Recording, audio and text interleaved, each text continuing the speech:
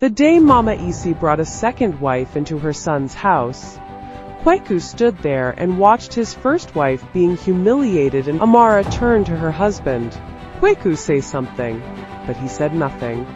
That was the day Amara understood something painful. Her husband did not need to shout to betray her. All he had to do was stay silent. That night, Amara slept on a thin mat with her child. Sade slept in Amara's bed. And Kweku told himself he was only keeping peace.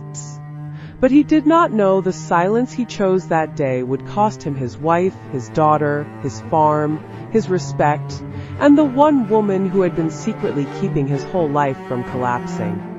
In the village of Abansu, people called Kweku a fortunate man. He had a good house, a small farm, a beautiful wife named Amara, and a daughter named Naya, whose laughter filled the compound every morning. Amara was not lazy. Before the rooster crowed, she was already awake. She swept the yard, fetched water, cooked, helped on the farm, sold vegetables in the market.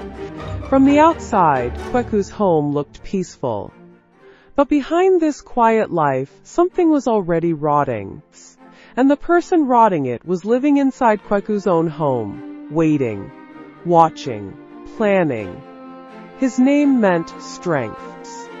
Mama Isi believed her son deserved better than every woman on earth. If Kweku was tired, Amara had overworked him. If food was late, Amara was careless. If rain spoiled the crops, somehow Amara had brought bad luck into the home. Kweku always looked away. He loved his mother deeply because she had raised him alone after his father died.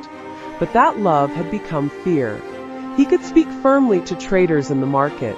He could argue with men twice his size. But before Mama Isi, he became a boy again. And a man who cannot correct his mother when she is wrong may one day watch her destroy his home and still call it love. But Mama Isi was not finished. She had been waiting for the right moment. And she had just found it.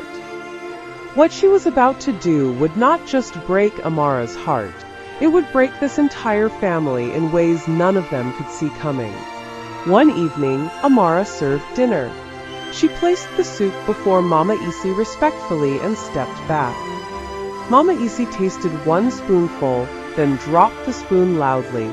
"What is this?" Amara froze. "Mama? This soup is too salty, too watery, too peppery. Do you cook with your eyes closed?" Kweku was sitting right there. He knew the soup was good. He had eaten the same soup the night before and praised it. But now he kept his eyes on the floor. Amara looked at him, waiting for one word. Just one. But none came. Mama Isi smiled because she understood his silence. So she went further. A woman who gives birth to only one child after all these years should not carry herself like a queen. A house needs sons, not excuses. The room became still. Little Naya looked up from her plate. "Mama, what does grandmother mean?" Amara quickly pulled her close. That night, after Naya slept, Amara faced her husband. "Kweku, your mother insulted me in front of our child." Kweku sighed. "Amara, please, she is old. She is not too old to wound me. She suffered for me. And have I not suffered for this home?" Kweku said nothing. Amara's voice trembled. "When your farm failed, I sold my beads to buy seeds. When you were sick, I sat beside you for 7 nights. When your mother needed medicine, I paid quietly. But when she tears me down in my own home, you call it peace." Kweku muttered, "I do not want trouble." Amara looked at him and said, "Silence is not peace, Kweku. Silence is choosing a side." He still did not answer. And that was the beginning of everything. After that night, Mama Isi stopped pretending. She no longer called Amara my daughter. She called her that woman. When visitors came, she laughed and said, "My son is still waiting for a real wife." Amara swallowed every insult because she believed one day Kweku would wake up and defend her. But Mama Isi had already made another plan. One market morning, she dressed in her finest wrapper and told Kweku she was visiting a sick relative in the next village. That was a lie. She had gone to bring salad. Salad was young, beautiful, and smooth with words. She smiled sweetly, but her eyes were always measuring things: the house, the compound, Kweku's weakness.